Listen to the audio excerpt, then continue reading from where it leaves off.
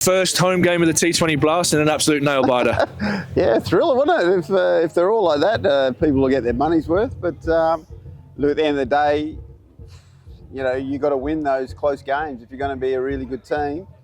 We had our opportunities, and I don't think we were quite at our best.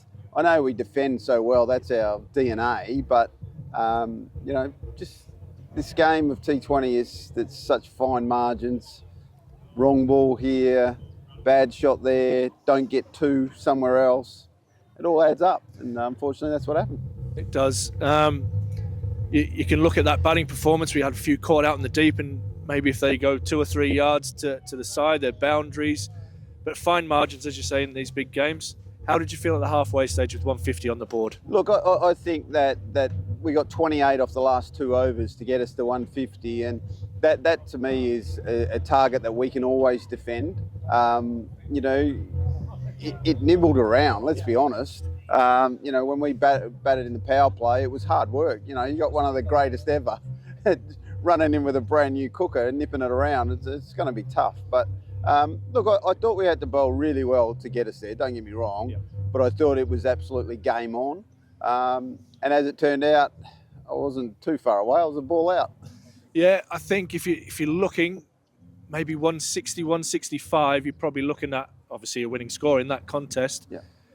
Partnerships were crucial. We never got that big partnership to really boost us towards that total. Yeah, 100%. It's like, you know, there was lots of 20s and 30s. There was no real chunky score there for us. And like you say, every time it looked like we could just put the foot on the accelerator, we lost a wicket and had to re-establish ourselves, so to speak. And it is one of those players, we know here at the Riverside that it is a bit tough to come in those first 3 or 4 balls, you know, trying to rotate the strike and you know, igniting a partnership. So yeah, look, we can sit here and moan and be a bit downbeat about losing our first game at home, but mate, the facts were it was a fantastic game of cricket in the end. There was lots of good highlights. Thought some of the bowling, Zach Folks up front was incredible. And yeah, look, we walk away, missed opportunity of winning, but really good game of cricket. We'll touch on the bowling now. Were you tempted to go with 2 seamers up front? Of course, you know, that's, you know, when you're looking at the wicket, we spoke about that at length, but then you also got to weigh into the occasion. Wells and Jennings have an unbelievable record against fast bowling, and their record against spin isn't so great. So, you know, we gave Ackers the opportunity, probably didn't bowl the over that he wanted to, but that happens, you know. It could have been Parkinson, but we felt the wind was probably in their favour then. But they're the little things that, you know, you make decisions because this is what we think, and, you know, this is what the data says to us, and, you know, this is how our gut feel is. Yep. We only need to bowl 1 over of it to sort of get us through that power play, but, you know, it didn't work. But then the seamers bowled pretty well. Yeah, and we'll touch on the seamers there. Zach Folks, absolutely superb. 2 maidens in a row, and including the wicket. That's exactly what you want from your overseas stars. Yeah, it was pretty cool, wasn't it? He swings the ball. I hate to say it's old-fashioned, but it's old-fashioned. He tries to swing it, which is really nice to see. And you know, he's much quicker than what you think, that's for sure. And he's got a bit of an awkward action. It feels like he's a bit out of sync, but then suddenly he delivers at pace. So, look, he's been fantastic for us in our first 2 games, and long may it continue. Yeah, and as a captain, must be an absolute delight for Alex Lees to look around and feel that he has so many options with the ball.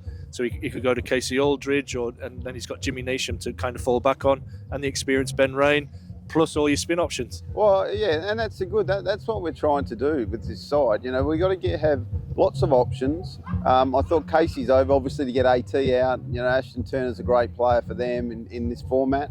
You know, change the game a little bit. So we're trying to give guys an opportunity who do have a couple of strings to their bow. Yeah, look, we can talk about maybe we need an extra batter, but we still feel that if theoretically Ben Rain's listed at number 9, you know, it's a deep batting order. That the facts are someone's got to make a big score.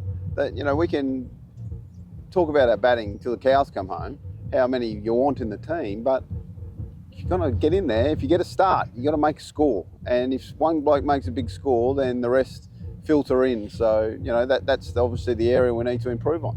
And we talked about Zach Folks' impact up front. Jimmy Neesham throughout the middle and then at the death, absolutely superb as well. Yeah, not a bad catch that really on the in the last over. It was what do you say? Some days you shouldn't be able to defend 8. Other days you think, oh, we've got a couple too many, and he probably got one ball wrong to Bohannon, but it's a hard thing bowling with only 8 up your sleeve. So I thought he defended it really nicely, and like I say, we were always in the hunt. I thought Michael Jones, obviously, it breaks my. It's like watching my kid play for the opposition, but he played really well, and you got to take your hats off to him. He was being given an opportunity up the order there, and probably nearly got him home. Obviously, Ben Rain, good delivery to get him out, but yeah, he set the tone for them, and we just couldn't quite catch up. And Ryan, big weekend to start off with, a trip to Birmingham where we haven't been massively successful over the years, and a huge win, then a narrow loss here. Good signs for us moving forward. Oh, of course. This is a tough competition. You got to, roll with the punches. You don't get really excited when you win, but you enjoy it. But then you don't get down when you lose, and you accept. You look at it and say, how can we improve, and move on.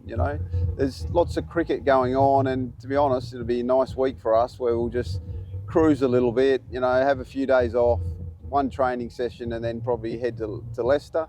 We're not going to overdo it. There's still a lot of tired boys from 7 games in 7 weeks basically of red ball cricket. So this week's going to be very much about easing some aching bodies.